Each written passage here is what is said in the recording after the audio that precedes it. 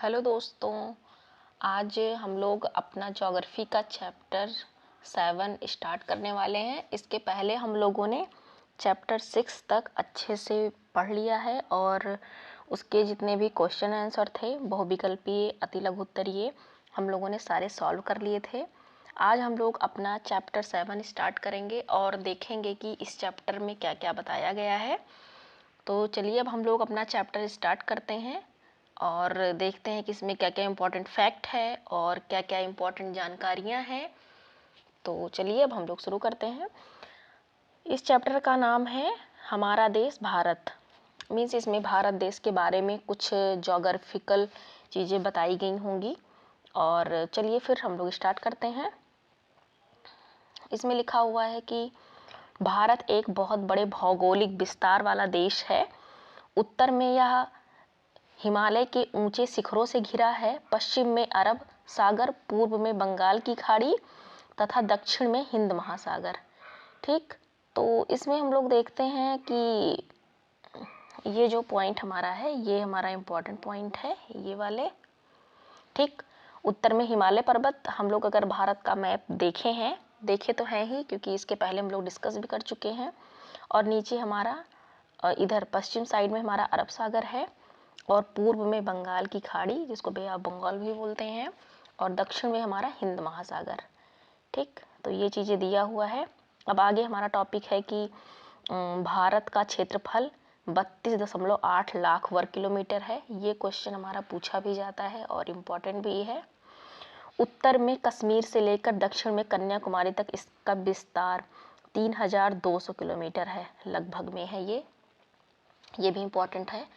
फिर हमारा पूर्व में अरुणाचल प्रदेश पड़ता है और पश्चिम में कच्छ, जो कि ये गुजरात में है कच्छ हमारा। तो ये कह रहा है कि अरुणाचल प्रदेश से लेकर पश्चिम में इसका विस्तार जो है 2900 किलोमीटर है। ठीक, मतलब कि अगर हम देखें तो पूर्व से पश्चिम में हमारा है 2900 और उत्तर से दक्षिण में हमारा इसका विस्तार है भारत का 3200 किलोमीटर। फिर लिखा है ऊंचे ऊंचे पर्वत, भारतीय महामरुस्थल, उत्तरी मैदान, असमान पठारी सतह और तटीय भाग एवं द्वीप समूह स्थलों की विभिन्नता को दर्शाते हैं। ठीक, अब हम लोग आगे चलते हैं। फिर लिखा है कि यहाँ जलवायु, वनस्पति, वन्य जीवों के साथ साथ भाषा एवं संस्कृति में भी बहुत भिन्नता है। इस भिन्नता में भी हम एकता पाते हैं, जो हमारी परंपराओं को दिखती है। यही कारण है कि हम एक राष्ट्र से बंधे हैं। वर्ष 2011 से अब तक भारत की आबादी 120 करोड़ से अधिक हो चुकी है। यह चीन के बाद विश्व का दूसरा सबसे अधिक जनसंख्या वाला देश है। भारत हमारा दूसरे स्थान पर है और पहले पर हमारा चीन है। पहले पर चीन है और दूसरे पर हमारा जो है भारत है। ठीक, और उसके बाद ये हम एक पॉइंट देख लेते हैं। यहाँ पे जो ये लिखा हुआ है, यहाँ पे लिखा हुआ है कि महाद्वीप स्थल का वह भाग है जो 3 तरफ से जल से घिरा है। ठीक, यहाँ पे जैसे बताया गया था कि उत्तर में हिमालय है, ये तो ठीक है। फिर पश्चिम में अरब सागर, ये भी पानी से घिरा हुआ है। फिर पूर्व का बंगाल की खाड़ी भी और हिंद महासागर नीचे। तो ये हमारा पॉइंट हो गया, 3 तरफ जल से घिरा है। अब स्थिति हम देख लेते हैं कि भारत की स्थिति क्या है। ठीक, लिखे हैं कि पहले इधर एक पॉइंट लिखा हुआ है, इसको हम लोग देख लेते हैं। क्या आप जानते हैं? तो इसमें लिखा हुआ है कि बड़े देश जिनका विस्तार पूर्व से पश्चिम की ओर बहुत अधिक होता है, वहाँ पूरे देश का मानक समय एक नहीं होता है। संयुक्त राज्य अमेरिका में 7 तथा कनाडा में 6 मानक समय है। क्या आपको पता है कि रूस में कितने मानक समय हैं? तो जैसा कि हम लोग देखें कि रूस भी बहुत बड़ा है, तो उसका भी मानक समय कई होगा। अब आगे हम लोग देखते हैं। स्थिति, भारत उत्तरी गोलार्ध में स्थित है। ठीक, भारत हमारा कहाँ है? उत्तरी गोलार्ध में है और कर्क रेखा 23.5 डिग्री उत्तरी अक्षांश देश के लगभग मध्य भाग से गुजरती है। दक्षिण से उत्तर की ओर भारत की मुख्य भूमि का विस्तार 8 डिग्री 4 मिनट। ये देखिए, ये हमारा लिखा होता है, ये वाला सिंबल, ये जो गोला है ये डिग्री है और ये वाला हमारा मिनट होता है, जो एक ये रहता है एरो, और 2 अगर है तो ये हमारा सेकंड होता है। ठीक, तो ये चीज़ आपको जानना ज़रूरी है। इसमें लिखा है कि दक्षिण से उत्तर की ओर भारत की भूमि का विस्तार, दक्षिण से उत्तर की ओर। ठीक, तो 8 डिग्री 4 मिनट उत्तरी से 8:37 डिग्री 6 मिनट उत्तरी अक्षांशों के बीच है। और पश्चिम से पूर्व तक कितना है, तो इसको देखते हैं कि हम 68 डिग्री 7 मिनट पूर्व से तथा 97 डिग्री और 25 सेकंड पूर्व देशांतरों के बीच है। अगर हम विश्व को पूर्वी एवं पश्चिमी गोलार्धों में बांटते हैं तो भारत की स्थिति किस गोलार्ध में होगी। बहुत बड़े देशांतरीय विस्तार लगभग 29 डिग्री के कारण यहाँ के दो छोर पर स्थित स्थानों के स्थानीय समय में बहुत अधिक अंतर हो सकता है। इस तरह की दूरी पर स्थित 2 स्थानों के बीच समय का अंतर लगभग 2 घंटे का होगा। ठीक, जैसा कि हमने पहले पढ़ा है कि 1 डिग्री बराबर कितना होता है हमारा, 4 मिनट होता है। ठीक है, तो ये क्वेश्चन भी पूछा जाता है कि 1 डिग्री बराबर कितना होता है, तो ये हमको ध्यान में देना होगा। फिर लिखा है कि पश्चिम में गुजरात की अपेक्षा पूर्व में अरुणाचल प्रदेश में सूर्योदय लगभग 2 घंटे पहले होता है। ठीक, पहले ही हम पढ़ चुके हैं कि 82 डिग्री 30 मिनट पूर्वी देशांतर के स्थानीय समय को भारत का मानक समय क्यों माना गया है। इस याम्योत्तर को भारत का मानक याम्योत्तर कहा जाता है। ठीक, अब इसके ऊपर हम लोग एक पॉइंट देख लेते हैं कि क्या दिया हुआ था। एक सेकेंड, इसमें लिखा हुआ था कि क्या आप जानते हैं, ये हो गया था। फिर बस यही था। ठीक, तो अब हम लोग देखते हैं भारत के पड़ोसी देश। ठीक, एक सेकेंड, हम लोग अब पढ़ेंगे भारत के पड़ोसी देश। अब चलिए हम लोग इसमें 7 देशों की स्थल सीमाएं इसकी सीमाओं से जुड़ी हुई हैं। अब इनके हम लोग नाम देख लेते हैं। देखिए, इसको छोटा कर देते हैं ताकि अच्छे से आ जाए। तो चलिए अब हम लोग देखते हैं।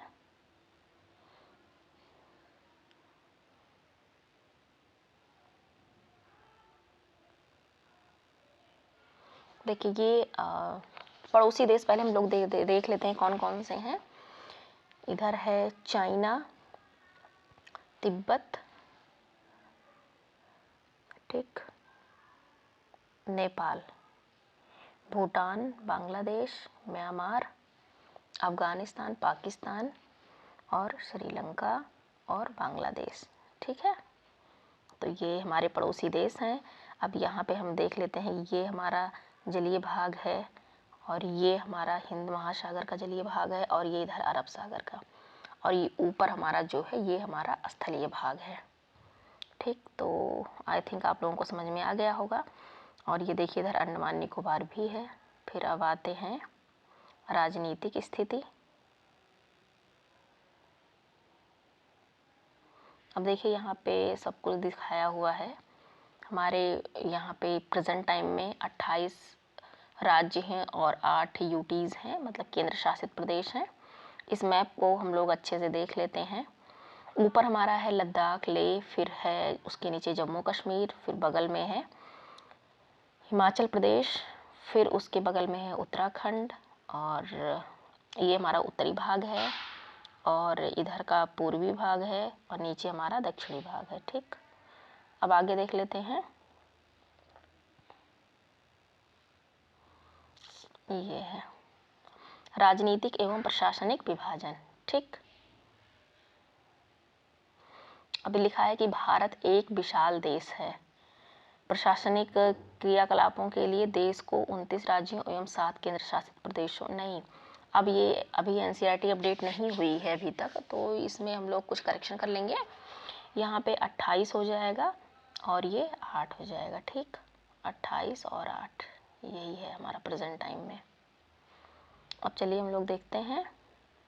इसमें हम लोग देखते हैं ऊपर हिमालय है, फिर उसके नीचे शिवालिक है, और हम देखते हैं कि सिंधु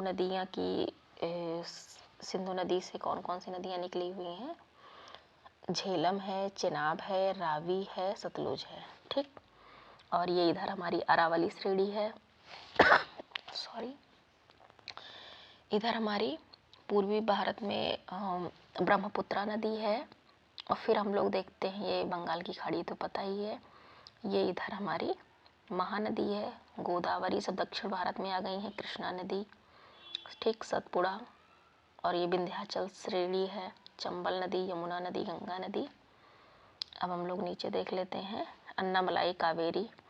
और ये देखिए जो ये लाइट में येलो है वो है पर्वतीय प्रदेश, फिर है जो डार्क में है वो है पहाड़ी प्रदेश, फिर है मैदानी प्रदेश जो ग्रीन ग्रीन में है। ठीक, ये अब हम लोग देख चुके हैं। अब हम लोग आते हैं अपने नए टॉपिक पे, जो है दिल्ली भारत की राजधानी है। राज्यों का निर्माण मुख्यतः भाषाओं के आधार पर हुआ है। और इसमें क्वेश्चन बता दें कि पहला राज्य जो था हमारा भाषा के आधार पर जिसका गठन हुआ था वो था हमारा आंध्र प्रदेश था। ठीक है, तो चलिए अब हम लोग स्टार्ट करते हैं आगे। क्षेत्रफल की दृष्टि से भारत बड़ा राज्य राजस्थान है और सबसे छोटा गोवा है। ठीक, और राज्यों को जिलों में बांटा गया है। और फिर अब हम देखते हैं कि इसमें पहले इसको पढ़ने से पहले ये बगल में जो पॉइंट दिया हुआ है इंपॉर्टेंट, इसको देख लेते हैं। जड़ों निक्षेप है, इसमें लिखा हुआ है कि ये नदियों के द्वारा लाई गई बहुत महीन मिट्टी होती है तथा नदी बेसिन में निक्षेपित कर दी जाती है। फिर है सहायक नदी, एक नदी या सरिता, नदी का पर्यायवाची है सरिता, तो वही चीज़ है, आप लोग कंफ्यूज मत होइएगा। अब इसमें लिखा है कि जो कि मुख्य नदी में किसी भी तरफ से आकर मिलती है तथा अपने जल को मुख्य नदी में विसर्जित करती है। अब हम लोग देखते हैं आगे भौगोलिक विभाजन।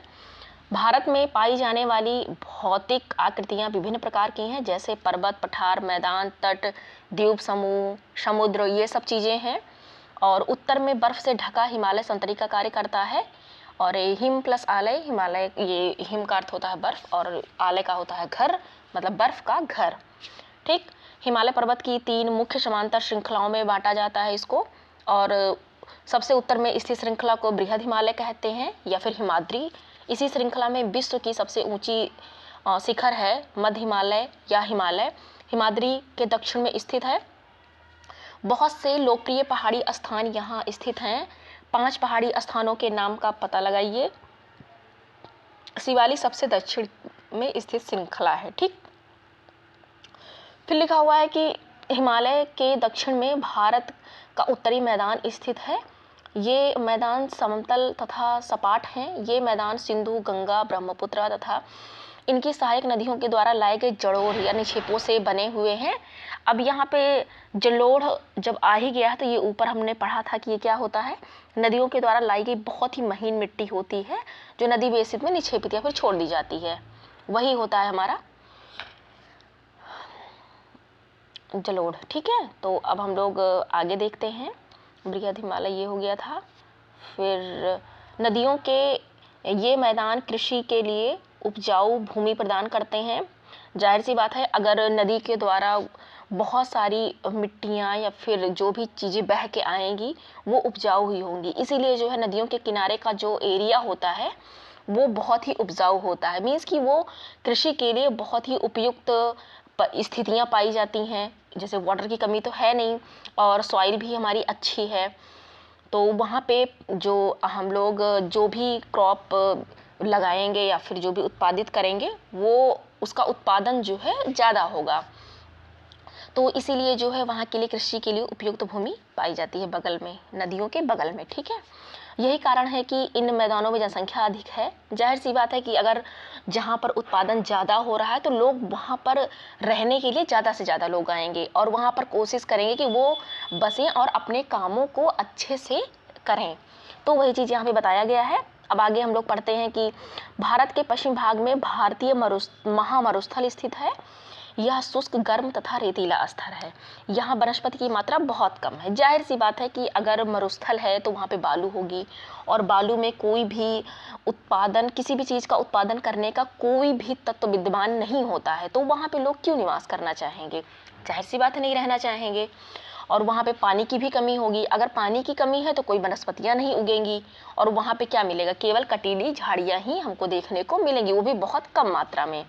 वही चीज़ यहाँ पे बताया गया है। जैसे आप राजस्थान को ही एग्जाम्पल के तौर पर ले सकते हैं। फिर है कि उत्तरी मैदानों के दक्षिण में प्रायद्वीपीय पठार स्थित है। इसकी आकृति त्रिभुजाकार है। इसका धरातल काफ़ी ऊंचा नीचा है। इस क्षेत्र में बहुत सी पहाड़ी श्रृंखलाएं हैं तथा घाटियां भी हैं। इसके उत्तर पश्चिम में अरावली श्रृंखला स्थित है, जो कि अभी हम लोगों ने ऊपर मैप में देखा है, जो विश्व की सबसे पुरानी श्रृंखला है। ठीक, तो आप लोग इसको ध्यान में रखेंगे अपने माइंड में कि सबसे पुरानी श्रृंखला कौन सी है, तो अरावली श्रृंखला। ठीक, और विंध्य एवं सतपुड़ा भी महत्वपूर्ण श्रृंखलाएं हैं। इन श्रृंखलाओं से होकर नर्मदा एवं ताप्ती नदियां बहती हैं। ये पश्चिम की तरफ बहने वाली नदियां हैं जो कि अरब सागर में गिरती हैं। ये हमारा इंपॉर्टेंट फैक्ट है। इस पहाड़ के पश्चिम में पश्चिमी घाट या सह्याद्री तथा पूर्व में पूर्वी घाट स्थित है। पश्चिमी घाट का विस्तार एक समान रूप में है, जबकि पूर्वी घाट बीच बीच में टूटा हुआ तथा असमान है। इन पठारों में खनिजों जैसे कोयला एवं लौह अयस्क की प्रचुरता है। पश्चिमी घाट के पश्चिमी में पूर्वी घाट के पूर्व में तटीय मैदान स्थित है, क्योंकि ऊपर का जो हमारा पोर्शन है वो लैंड है। ठीक है, और नीचे जो भी हमारे पोर्शन है वो हमारे क्या है, वहाँ पे पानी है। पश्चिमी तटीय मैदान काफ़ी संकरे हैं। पूर्वी तटीय मैदान अपेक्षाकृत चौड़े हैं। वहाँ पूर्व की ओर बहने वाली कई नदियाँ हैं। महानदी गोदावरी, कृष्णा तथा कावेरी बंगाल की खाड़ी में गिरती हैं। ये अपने मुहाने पर उपजाऊ डेल्टा का निर्माण करती हैं और बंगाल की खाड़ी में ब्रह्मपुत्र एवं गंगा नदियों के मुहाने पर सुंदरवन डेल्टा बनता है। ठीक, अब इसमें हम लोग ऊपर के जो फैक्ट थे वो पढ़ लेते हैं। इसमें लिखा हुआ है कि क्या आप जानते हैं गंगा एवं ब्रह्मपुत्र नदियाँ विश्व के सबसे बड़े डेल्टा का निर्माण करती है, जिसे सुंदरवन डेल्टा कहा जाता है। इस डेल्टा की आकृति त्रिभुजाकार है। ये कभी कभी पूछ लेता है एग्जाम में। डेल्टा स्थल वह भाग है जो नदी के मुहाने पर बनता है। जहाँ नदियाँ समुद्र में प्रवेश करती हैं उस जगह को नदी का मुहाना कहा जाता है। आओ कुछ करके सीखे। ये तो आप लोग देख सकते हैं कि क्या दिया हुआ है। फिर लिखा क्या आप जानते हैं, प्रवाल। प्रवाल छोटे समुद्री जंतुओं के कंकाल हैं जिन्हें पॉलिप कहा जाता है। जब जीवित पॉलिप मरते हैं तो उनका कंकाल बच जाता है। अन्य पॉलिप की वृद्धि इन ठोस कंकालों के ऊपर होती है, जो बढ़ते बढ़ते काफ़ी ऊंचे हो जाते हैं, और इसी को हम लोग क्या कहते हैं, प्रवाल भित्ति कहते हैं। ठीक, अब हम लोग आगे देखते हैं कि क्या है सुनामी। ये इसमें एक आई थिंक पोयम है और देख लेते हैं कि क्या है। सुनामी। एक सवेरे पड़ी मनुष्य पर जल जले की काली छाया। सुनामी दानवी ने अपना प्रलयंकारी कहर ढाया। समुद्र में उठा आलोड़न, मीलों दूर फैला साया। प्रकृति के विनाश ने मानव को अपना ग्रास बनाया। विनाश का था विकराल आकार, चारों ओर मचा हाहाकार। कोई नहीं बच पाया उससे, भागे बचाने अपने प्राण। हिंद महासागर था रक्षक, अब बना हमारा भक्षक। सर्वत्र निगल गया मानव को करके अस्तित्व नष्ट। उठे हजारों हाथ प्रतिक्षण सहायता में पीड़ितों के, यह दिखाने सागर को कि हम वो हैं जो कदापि नहीं डरते। रात थी काली फिर भी आशा की किरणें चमकेंगी, फिर जिंदगी करवट बदलेगी, हृदय में खुशियां दमकेंगी। कितनी अच्छी कविता है सुनामी के ऊपर। अब चलिए हम लोग आगे अपना पढ़ते हैं। इसमें कि ये देख सकते हैं, ये कुछ सुनामी का चित्र दिखाया हुआ है। अब देखते हैं कि इसमें क्या लिखा हुआ है। इसमें लिखा हुआ है कि भारत में दो द्वीप समूह भी हैं। लक्षद्वीप समूह अरब सागर में स्थित है, जो कि केरल के कुछ दूर स्थित प्रवाल द्वीप है। अंडमान एवं निकोबार द्वीप समूह भारत से दक्षिण पूर्व दिशा में बंगाल की खाड़ी में स्थित है। क्या आप जानते हैं कि कौन सा द्वीप समूह वर्ष 2004 में सुनामी से प्रभावित हुआ था? समाचार पत्रों तथा लोगों से बातचीत के जरिए जानकारी प्राप्त कीजिए। जब सुनामी भारतीय तट से टकराई थी तो किस प्रकार लोगों ने अलग अलग तरीके से इस चुनौती का सामना किया था। सुनामी एक विशाल सागरीय तरंग है जो समुद्र तल पर भूकंप के कारण उत्पन्न होती है। इसमें दिया हुआ है कि अब क्वेश्चन आंसर, तो हम लोग अपने क्वेश्चन आंसर को कर लेंगे। तो अब इसमें हम लोग अपने क्वेश्चन आंसर को देखेंगे और इसको करेंगे भी। तो हमारा पहला क्वेश्चन है, लिखा है कि भारत को कितने भौतिक भागों में विभाजित किया गया है, उनके नाम लिखिए। तो मैं अभी आप लोगों को इसका आंसर बताती हूँ कि क्या है, और आप लोग इसको अपनी कॉपी में नोट डाउन करिएगा। तो भारत के भौतिक विभाजन हैं हिमालय, भारत का उत्तरी मैदान, भारतीय महामरुस्थल और प्रायद्वीपीय पठार, तटीय मैदान तथा द्वीप समूह। ठीक है, तो ये हमारे भौतिक विभाजन है। अब हमारा क्वेश्चन नंबर 2 है कि भारत की स्थलीय सीमा 7 देशों से जुड़ी है, उनके नाम क्या क्या हैं। ठीक, तो हम लोग देखेंगे कि इसमें है हमारे उत्तर पश्चिम में अफगानिस्तान और पाकिस्तान, और उत्तर में ही है हमारा चीन, नेपाल, भूटान, और पूर्व में है बांग्लादेश, म्यांमार। ठीक, कौन सी 2 प्रमुख नदियां अरब सागर में गिरती हैं? क्वेश्चन नंबर 3 है, तो नर्मदा और ताप्ती, ये नदियां पश्चिम की ओर बहकर अरब सागर में गिरती हैं। फिर अगला क्वेश्चन, गंगा एवं ब्रह्मपुत्र के द्वारा बनाए गए डेल्टा का नाम लिखिए। तो उसका नाम क्या है? सुंदरबन डेल्टा। भारत में कितने राज्य तथा केंद्र शासित प्रदेश हैं? तो इसमें जो है 28 राज्य और 8 केंद्र शासित प्रदेश हैं। ठीक, और किन 2 राज्यों की राजधानी एक ही है?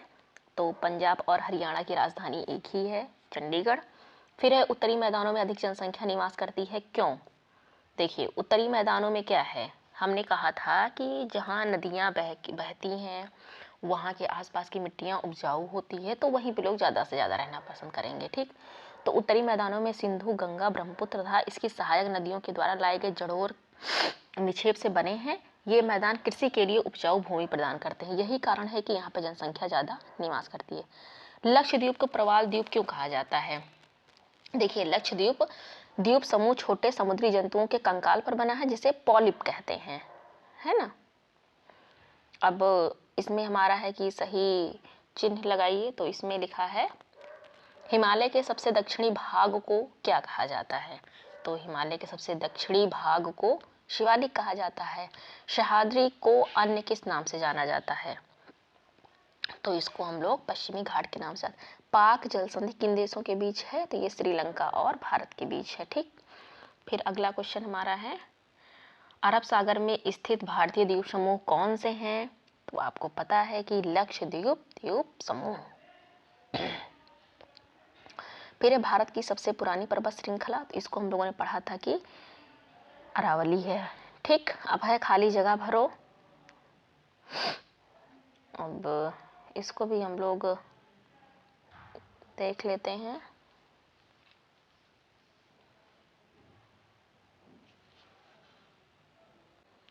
लिखा है कि भारत का क्षेत्रफल लगभग कितना है? भारत का क्षेत्रफल लगभग, ये दिखा देते हैं आपको हम ऊपर।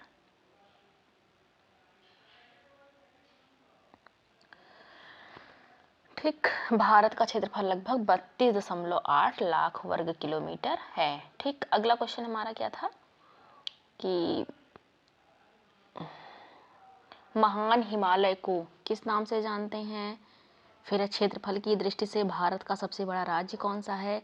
नर्मदा नदी सागर में गिरती है, कहाँ पे? तो भारत के मध्य से लगभग होकर गुजरने वाली अक्षांश रेखा है। ठीक, तो अब हम लोग देखते हैं कि महान हिमालय को हम लोग किस नाम से जानते हैं, तो देख लेते हैं हम लोग।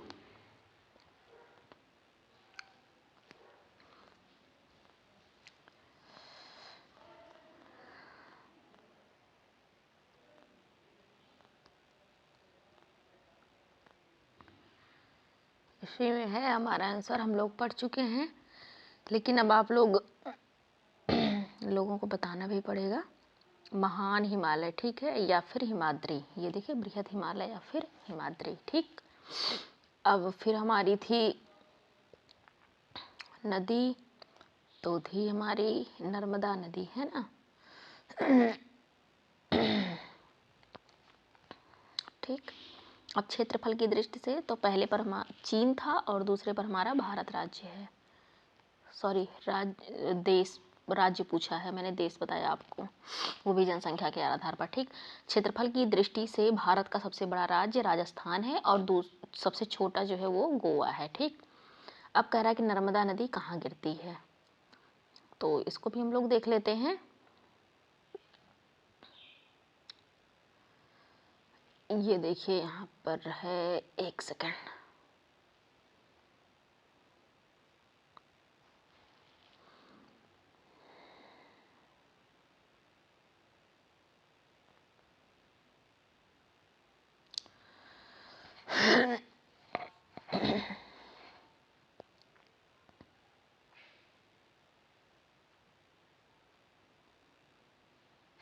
ये देखिए नर्मदा नदी जो है ये इधर है। एक सेकंड में दिखा देती हूँ आप लोगों को, यही मैं दिखाना चाह रही थी और मुझे मिल नहीं रहा था। ये है नर्मदा नदी, ठीक। तो ये कहाँ गिरती है? अरब सागर में, ठीक है। तो यही था हमारा क्वेश्चन। आई होप आप लोगों को समझ में आ गया होगा। और ये तो है 23.5 डिग्री, ठीक है। अब ये जो है मानचित्र कार्य है, इसको आप लोग खुद करेंगे। लिखा है कि भारत के रेखा मानचित्र पर निम्नलिखित को चिन्हित कीजिए। कर्क रेखा भारत का मानक ज्यामिति। जिस राज्य में आप निवास करते हैं, तो हम तो अभी फ़िलहाल यूपी के हैं। अब आप लोग कमेंट बॉक्स में बताइएगा आप लोग किस किस राज्य से हैं, ताकि मुझे पता चले कि ये वीडियो कहाँ कहाँ से लोग देख रहे हैं। फिर है अंडमान द्वीप समूह एवं लक्षद्वीप द्वीप समूह, पूर्वी घाट एवं पश्चिमी घाट। तो ये है फिगर, आप इस पे डिनोट कर सकते हैं कि कहाँ पे है। ये देखिए ये, ठीक। इसमें जो है सब कुछ दिया हुआ है। तो चलिए अब हम लोग अपने चैप्टर को यहीं पर समाप्त करते हैं और अब मिलते हैं अपने इसके लास्ट चैप्टर में, चैप्टर 8, जो कि हमारा अंतिम चैप्टर होगा। फिर उसके बाद ज्योग्राफी का चैप्टर 6, क्लास 6 की ज्योग्राफी समाप्त हो जाएगी। फिर हम लोग 7 की ज्योग्राफी स्टार्ट करेंगे, ठीक है। और तब तक के लिए फिर आप लोग पढ़िएगा। जो क्वेश्चन समझ में ना आए आप लोग कमेंट बॉक्स में कमेंट कर सकते हैं और हम पूरी कोशिश करेंगे कि सबके कमेंट का जवाब भी दें, ठीक। तो चलिए फिर तब तक के लिए आप लोग अच्छे से पढ़ाई करिए और आप लोग कमेंट ज़रूर किया करिए कि ये वीडियो कैसा लगा, ठीक है। Thank you.